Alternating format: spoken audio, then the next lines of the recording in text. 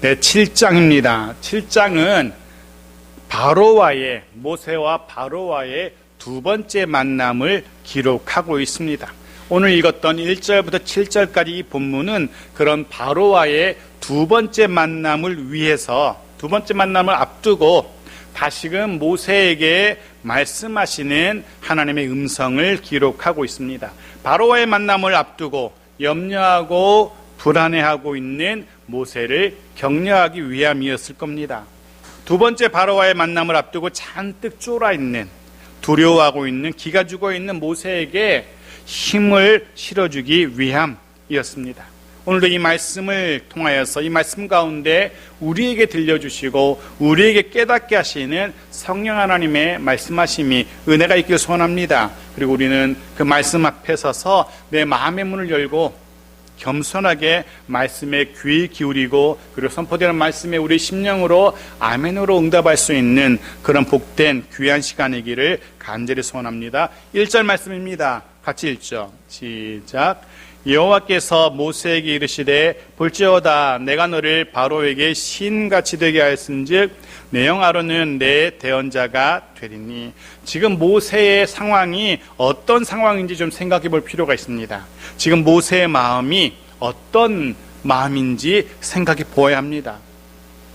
바로와의 첫 만남을 통해서 오히려 일은 복잡하게 꼬여만 갔죠. 히브리 민족을 향한 애굽의 바로의 탄압은 도를 넘어섰습니다.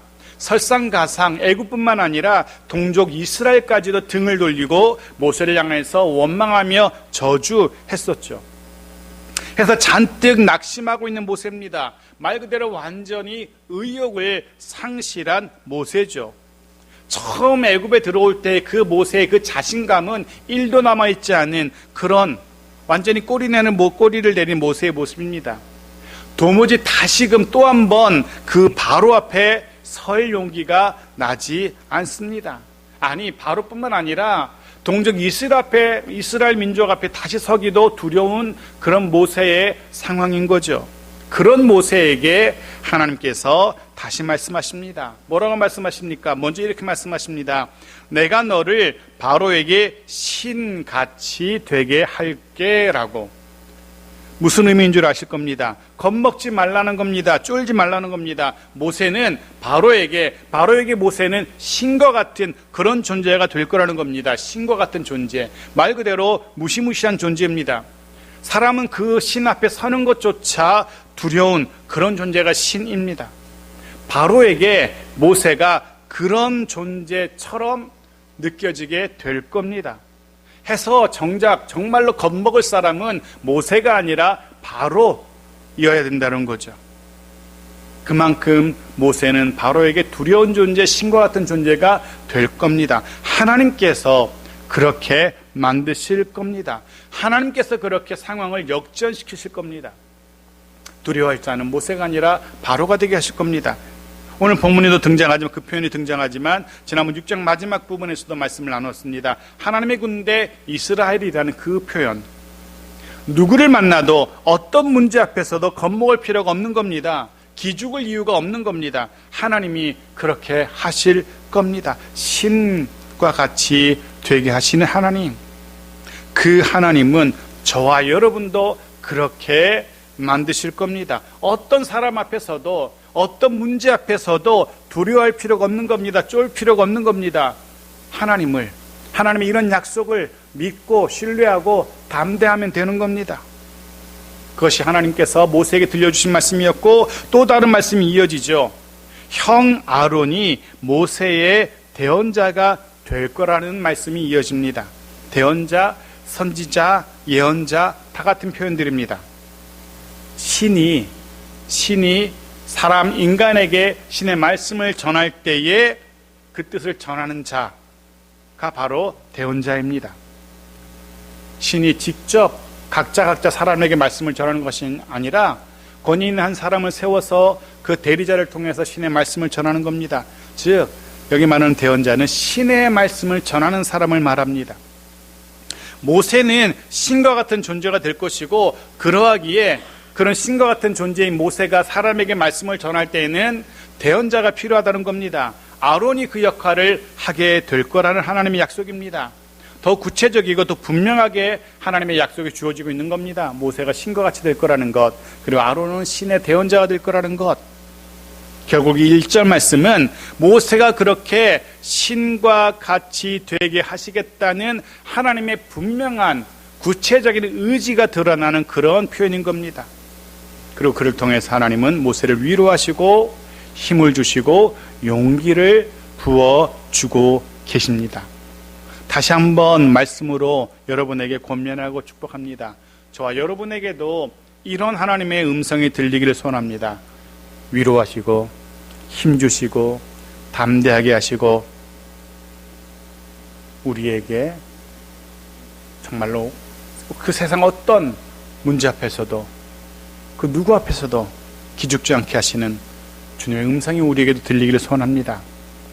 모든 상황을 역전시키겠노라, 모든 문제를 내가 해결하겠노라, 그러니 겁먹지 말아라, 그러니 쫄지 말아라 라고 말씀하시는 주의 음성이 저와 여러분의 귀에도 들리기 바랍니다. 그리고 그 음성으로 인하여서 다시금 힘을 낼 수 있는 그런 우리들이기 바랍니다. 학생은 학생의 신분에 맞게끔, 직장인은 직장인의 신분에 맞게끔, 주부는 주부의 신분에 맞게끔 모든 상황 속에서 들려주시고 말씀하시는 그런 주의 음성이 있기를 소원합니다. 자, 2절입니다. 같이 읽죠. 시작. 내가 내게 명령한 바를 너는 내 형 아론에게 말하고 그는 바로에게 말하여 그에게 이스라엘 자손을 그 땅에서 내보내게 할지니라. 2절은 모세가 전해야 할 하나님의 말씀, 아론이 또 전해야 될 모세의 말 무엇인지 그 내용을 알려줍니다. 모세를 애굽으로 돌아오게 하실 때 처음 했던 그 말씀 그대로입니다. 이스라엘 자손을 그 땅에서 내보내게 할지니라. 바로의 거절과 애굽의 핍박에도 불구하고 하나님이 그 말씀은 1도 달라지지 않았습니다. 전혀 변한 게 없습니다. 하나님의 처음 계획, 처음 뜻 그대로입니다. 바로의 반박에도 그의 저항에도 또 이스라엘의 변심에도 하나님의 계획은 전혀 변하지 않습니다. 이스라엘 자손을 그 땅에서 내보내게 할지니라. 그리고 이 일을 위해서, 이 변함없는 하나님의 이 계획을 위해서 모세는 바로에게 신과 같이 되게 하실 겁니다. 그리고 그 일을 위해서 아론은 대언자가 되게 하실 겁니다. 그리고 바로는 모세의 대언자 아론의 말을 따라서 이스라엘을 내보내면 됩니다. 이게 출애굽 사건에 등장하는 주요 등장인물들의 맡은 바 배역입니다. 모세는 하나님의 말씀을 전하고 아론은 그 말을 바로에게 전하고 바로는 그대로 하나님의 말씀대로 실행하는 것, 이것이 각자가 맡은, 그들이 맡은 배역, 하나님이 기대하시는 역할이죠. 네, 모세는 하나님 뜻을 전하는 자, 아론은 그 모세의 말을 전하는 자, 바로는 그 아론의 말대로 이스라엘을 보내주는 자가 하나님께서 기대하시는 그들에게 맡기신 역할입니다. 참 쉬워 보입니다. 하지만 아니었습니다. 쉽지 않을 겁니다. 누군가는 그 역할을 제대로 수행하지 않기 때문입니다. 하나님은 아셨습니다. 적어도 바로는, 애굽의 왕 바로는 자신의 역할을 하나님의 기대대로, 하나님의 말씀대로 그 역할을 수행하지 않을 거라는 것을 하나님은 알고 계셨습니다. 그래서 결국 바로가 하지 않는다면, 하나님께서 바로를 세우실 때 애굽의 왕으로 세우시고 바로에게 기대하셨던 그 역할을 바로가 하지 않는다면 결국 그 일을 누가 하겠습니까? 하나님이 하시게 될 겁니다. 네, 결국 하나님이 일하실 겁니다. 우리는 중요한 사실 하나를 발견하게 됩니다. 하나님의 일하심, 이것은 우리 모든 일상의 삶에도 그대로 적용된다는 겁니다. 왜냐하면 사실 거의 모든 경우 우리가 할 수 있는 일에는 한계가 있습니다. 대부분의 일은 내가 아니라 하나님이 하셔야 하는 일들이라는 것을 우리가 이내 깨닫게 되어집니다. 생각해 보십시오. 우리의 생업, 자녀들의 양육, 그거 내 마음대로 됩니까? 내 뜻대로 됩니까? 되지 않습니다. 하나님이 하셔야 됩니다. 하나님이 개입하셔야 됩니다. 우리의 오늘, 우리의 내일, 우리가 결정하고 우리가 할 수 있는 것 사실 아무것도 없습니다. 하나님이 하셔야만 합니다. 다만 우리는 하나님께서 내게 맡기신 오늘 이 순간 내게 맡기신 그 역할, 그것에 최선을 다하면 되는 겁니다. 모세처럼 아론처럼 우리는 우리들 자신의 역할, 사명이라고도 할 수 있을 겁니다. 그 역할에 그 사명에 충실하면 되는 겁니다. 물론 바로처럼 세상은 호락호락하지 않을 수 있습니다. 우리의 기대대로, 아니 하나님의 기대대로 또 우리의 기대대로 세상 사람들은 움직이지 않을 겁니다. 해서 우리를 힘겹게 하고 우리로 하여금 지치게 하기도 할 겁니다. 해서 하나님의 일하심이 필요합니다. 해서 하나님이 그런 우리를 위해서 일하셔야 합니다. 해서 우리는 그런 하나님의 은혜를 구해야 됩니다. 하나님의 긍휼을 구해야 되고 하나님의 도우심을 구해야 하는 겁니다. 바라기는 그런 하나님의 일하심이, 하나님의 도우심이 늘 함께하는 저와 여러분의 삶이기 바랍니다. 그런 우리의 가정이고 우리의 일터이고 우리의 교회이기를, 하나님의 일하심이 있는 그런 우리들 모두이기를 주의 이름으로 축복합니다. 자, 3절입니다. 같이 읽죠. 시작. 내가 바로의 마음을 완악하게 하고 그 표징과 내 이적을 애굽 땅에서 많이 행할 것이나. 이제 하나님의 일하심이 무엇인지, 하나님의 역할이 구체적으로 소개되기 시작합니다. 하나님의 역할. 제 역할을 다하지 않는 바로 때문에 하나님이 드디어 일을 하십니다. 하나님이 맡으신 역할이 무엇입니까? 첫 번째, 바로의 마음을 완악하게 하실 겁니다. 이 표현은, 이 말은 하나님께서 일부러 바로의 마음을 완악하게, 즉 고집스럽게 하나님의 뜻을 거부하도록 하나님이 일부러 그렇게 하신다는 그런 의미는 아니라고 이미 말씀을 드렸습니다. 이 표현은 인간의 타락한 본성 그대로 내버려 두시겠다는 그런 의미죠. 예를 들면 그 마음을 감동하셔서 그 마음을 변화시켜서 하나님의 말씀을 듣고 말씀을 들을 때에 그 앞에 엎드리고 그 말씀대로 순종하도록 그렇게 그 마음을 감동하시는 것이 아니라, 그 마음을 바꾸시는 것이 아니라 그냥 그대로 그 타락한 마음 그대로, 그 완악한 그 고집스러운 그 마음 그대로 그냥 내버려 두신다는 겁니다. 제 고집대로, 제 생각대로, 제 판단대로 살도록 그냥 내버려 두신다는 그런 의미인 겁니다. 물론 왜 하나님께서 그렇게 하셨는지는 우리는 알 수가 없습니다. 왜 바로를 그냥 그 고집스러움 그대로 내버려 두셨는지. 우리 생각은 바로의 마음을 성령으로 감동하셔서 부드럽게 하셔서 아론을 통해서 선포되는, 모세를 통해서 선포되는 그 하나님의 말씀을 듣고 단번에 엎드리고 네 알겠습니다, 그것이 여호와 하나님의 말씀이라면 그대로 하겠습니다 라고 그 마음을 바꾸어서 이스라엘을 보내주었더라면 일은 훨씬 더 수월하고 이스라엘도 애굽도 덜 고생스러웠을 텐데 왜 그렇게 하셨을까라는 생각이 들 수도 있습니다. 하지만 우리는 하나님의 그 일하심의 신비를 다 이해할 수 없습니다. 하나님의 일하시는 방법이 다 이해된다면 그건 하나님의 일하심이 아닐 겁니다. 원래 하수는 고수의 수를 다 이해하지 못하잖아요. 바둑을 썩 잘 두는 편은 아니지만 조금은 아는데, 절대 하수는 고수가 왜 거기 그것을 두는지 모릅니다. 한참 지나면 결국 그 돌 때문에 나의 큰 말이 죽게 되는 것을, 대마가 죽게 되는 것을 알게 돼요. 아무 상관없는 저 먼 곳에 둔 돌인데 결국 그 돌 때문에 결국 내가 빠져나가지 못하고 죽게 되는 그런 것 같습니다. 우리는 하나님의 일하심, 왜 하나님이 그때 그렇게 일하셨는지 알 수가 없습니다. 우리는 하수이기 때문에. 다만 우리가 해야 할 것은 하나님의 그 일하심을 인정해야 된다는 겁니다.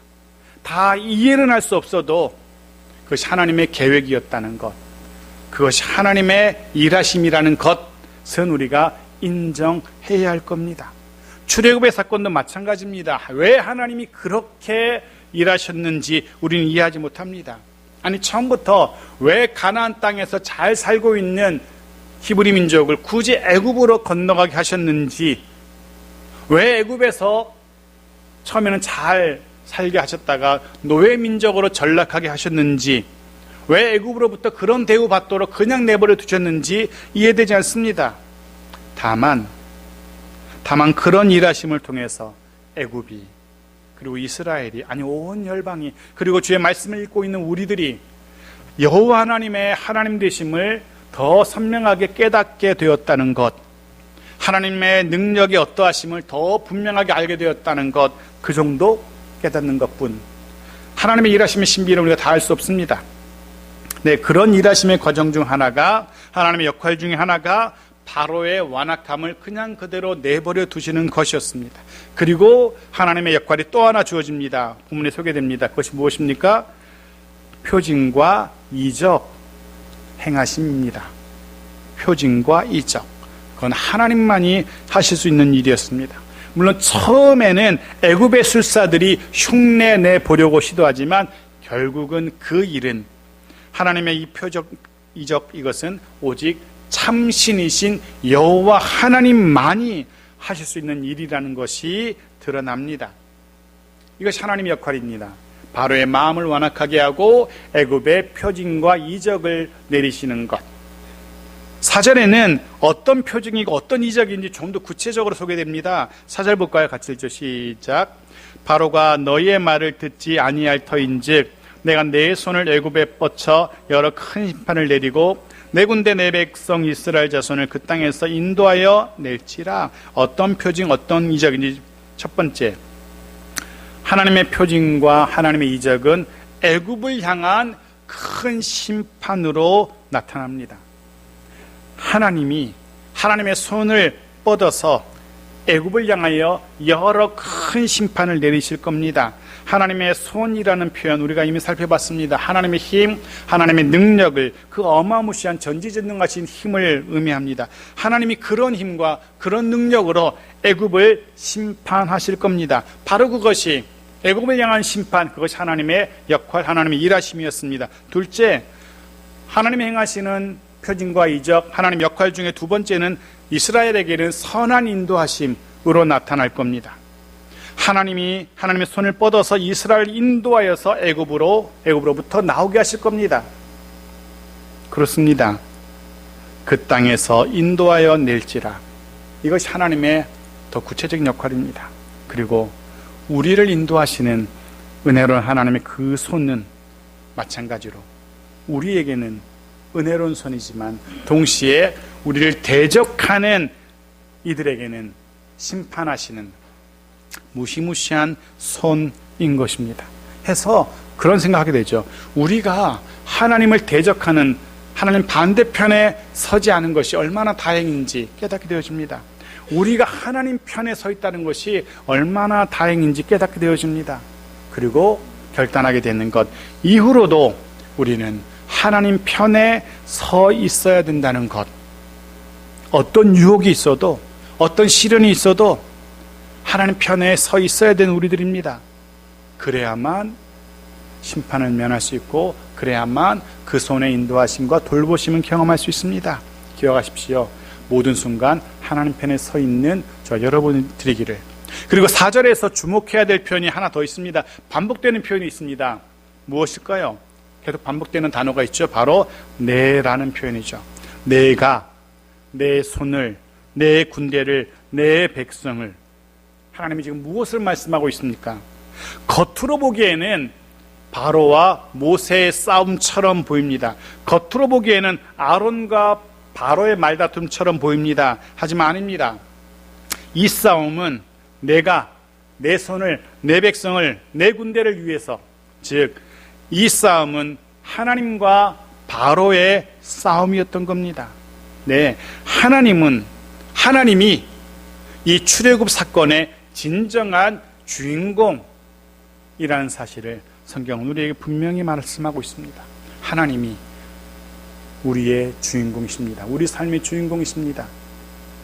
우리들의 인생, 내 인생의 진정한 주인공 역시 하나님이란 사실을 우리가 잊지 말아야 됩니다. 내 삶에서 가장 우리가 주목해야 될 것, 정말 주목해야 될 것, 그것도 역시 내 손, 즉 하나님의 손입니다. 우리의 삶에서, 우리의 가정에서 일하시는 하나님의 손을 발견할 수 있었으면 좋겠습니다. 그 손이 우리의 삶을, 우리의 가정과 일터를, 그리고 교회를 인도하고 계신다는 사실을 우리가 깨달아야 됩니다. 왜냐하면 하나님의 인생이고 하나님의 가정이고 하나님의 일터고 하나님의 가정이기, 하나님의 교회이기 때문에 하나님의 손이 운영하실 겁니다.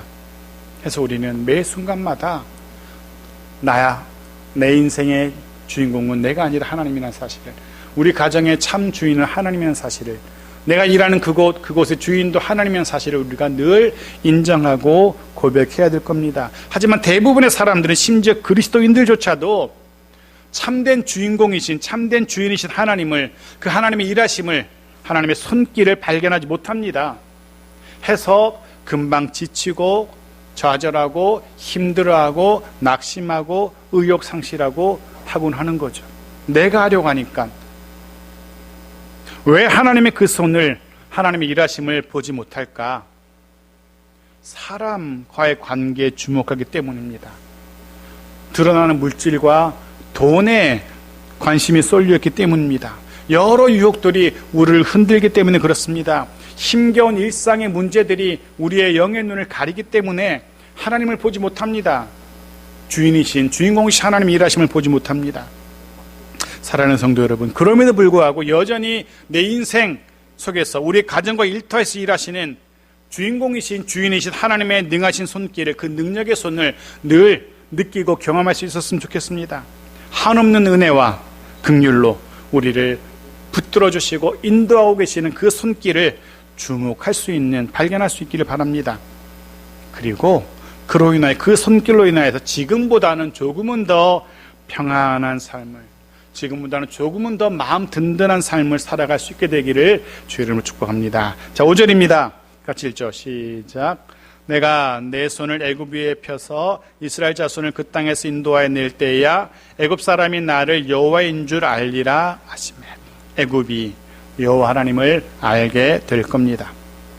애굽은, 그리고 바로는 이스라엘의 여호와가 참 하나님이심을 알게 될 겁니다.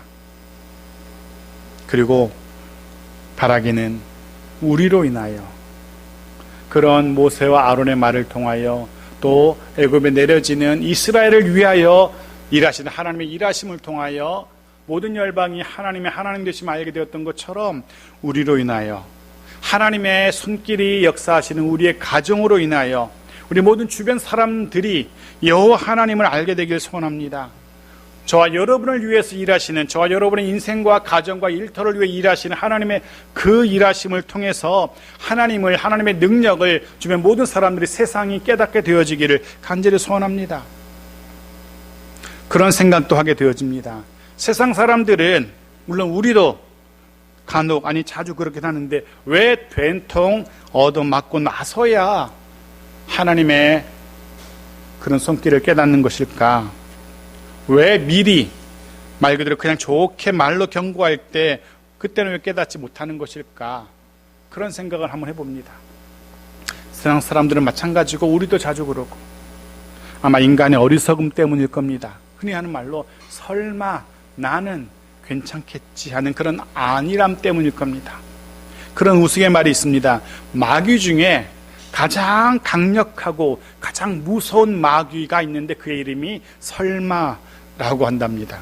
설마, 가장 무서운 마귀랍니다. 애굽은 큰 심판을 경험하고 나서야 여호와 하나님을 알게 됩니다.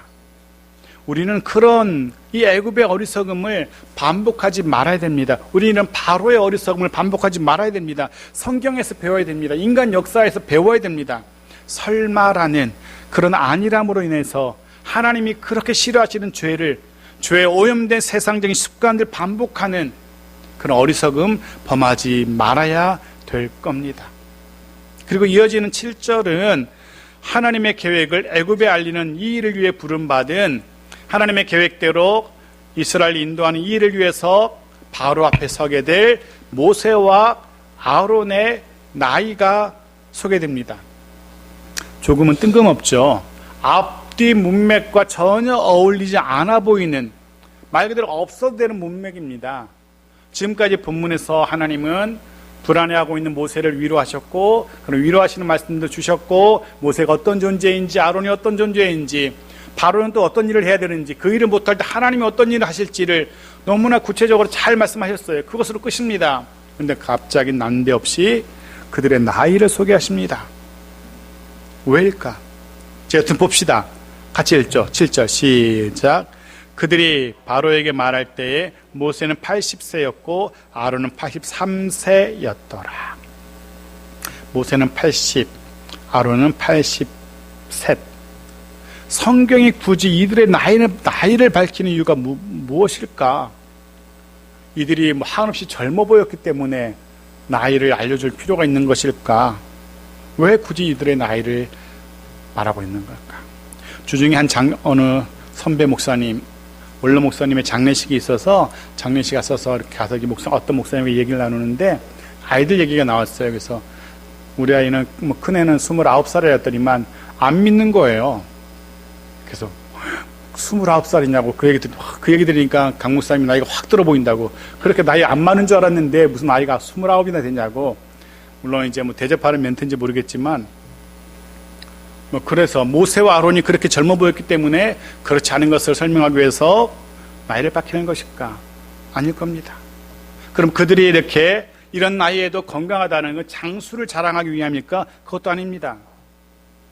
분명 세상적으로 볼 때는 노년, 아니 인생의 황혼기에 접어든 두 사람이었지만 해서 무언가 새로운 일을 해내기에는 너무 늦은 나이처럼 보이는 두 사람이었지만 그럼에도 불구하고 이들은 하나님의 부르심에 순종했고 너무도 훌륭하게 하나님의 사역을, 자신들의 맡은 역할을 감당해냈다는 것을 성경은 오늘 저와 여러분에게 소개해 줍니다.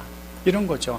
이런 모세, 이런 아론도 하나님이 그들에게 맡기신 역할을 그렇게 최선을 다해 성실히 감당해냈는데 너희들은 뭐 하고 있는 거니? 라는 그런 하나님의 메시지가 아닐까라는 생각해 봅니다. 근데 이 두 사람을 보면서 저는 할 수가 없어요. 저는 가진 것도 없고 힘도 없고 시간도 없고 그렇게 핑계하고 변명해서는 안 된다는 사실을 깨닫게 되어집니다. 나이 80의 노인도 부르심에 순종했고 하나님의 도우심으로 그 부르심의 사명을 넉넉히 감당해냈는데 어느 누가 하나님의 부르심 앞에서 아니요, 할 수 없습니다 라고 말할 수 있겠는가? 골로새서의 말씀이 기억납니다. 골로새서 1장 28절 29절 말씀을 같이 읽어보죠. 시작. 우리가 그를 전파하여 각 사람을 권하고 모든 지혜로 각 사람을 가르침은 각 사람을 그리스도 안에서 완전한 죄를 세우려 함이니 이를 위하여 나도 내 속에서 능력으로 역사하시는 이의 역사를 따라 힘을 다하여 수고하노라. 바울은 그렇게 표현합니다. 내 속에서 능력으로 역사하시는 이의 역사, 그 힘을 따라서 힘을 다하여 수고하노라. 자신이 가진 것으로 자신의 재주로 자신의 것으로 하는 것이 아님을 자신은 할 수 없지만 성령 하나님이 주시는 힘으로 감당하겠노라 고백합니다. 한 곳만 더 보고 말씀을 정리하겠습니다. 디모데후서 4장 7절과 8절 말씀 같이 읽죠. 시작. 나는 선한 싸움을 싸우고 나의 달려갈 길을 마치고 믿음을 지켰으니 이제 후로는 나를 위하여 의의 면류관이 예비되었으므로 주 곧 의로우신 재판장이 그날에 내게 주실 것이며 내게만 아니라 주의 나타나심을 사모하는 모든 자에게 도니라. 아멘. 선한 싸움하고 나의 달려갈 길을 마치고 믿음 지켰으니 이제는 변명하고 핑계하는 그런 삶이 아니라 우리의 삶이 그런 핑계와 변명하는 삶이 아니라 내 힘, 내 능력이 아니라 내 속에서 능력으로 역사하시는 성령 하나님의 도우심으로 감당해내는 살아가는 그런 우리들이 바랍니다. 그의 도우심으로 또 한 주간 믿음의 선한 싸움을 싸우는 믿음의 길을 힘차게 달려가는 그런 우리들의 길을 축복합니다. 말씀 정리합니다. 오늘 우리는 위로하시고 격려하시고 힘주시는 하나님을 묵상합니다. 모세를 위한, 이스라엘을 위한 하나님의 일하심의 약속을 묵상하게 되어집니다. 그런 하나님의 일하심은 애굽을 향한 심판으로 드러납니다. 거꾸로 하나님의 그런 일하심은 이스라엘을 향한 인도하심으로 드러납니다. 하나님의 손의 일하심으로 여호와가 하나님이심을 모두가 알게 될 겁니다. 사랑하는 성도 여러분, 때마다 일마다 나에게, 여러분에게, 우리에게 말씀하시는 주의 음성이 들리길 소원합니다. 삶의 위기의 순간순간마다, 문제마다, 낙심하게 될 때마다, 힘겨운 일 앞에서 좌절하게 될 때마다 내게 들려주시는, 내게 말씀하시는 주의 음성이 선명하게 들려지길 소원합니다. 그리고 또 한 주간 우리를 위해서 일하실 하나님의 일하심이 있기를 소원합니다. 그 하나님의 손에 능력을 힘입어서 힘있게 담대하게 살아가는 또 한 주간이기를 소원합니다. 그런 우리의 삶을 통하여, 그런 우리의 가정, 일터 통하여서 더 선명하게, 더 확실하게 여호와 하나님의 손길이 드러나며 그로 인하여 여호와 하나님의 하나님 되심이 증거되어지는 복된 저와 여러분의 또 한 주간의 삶이기를 주의 이름으로 축복합니다.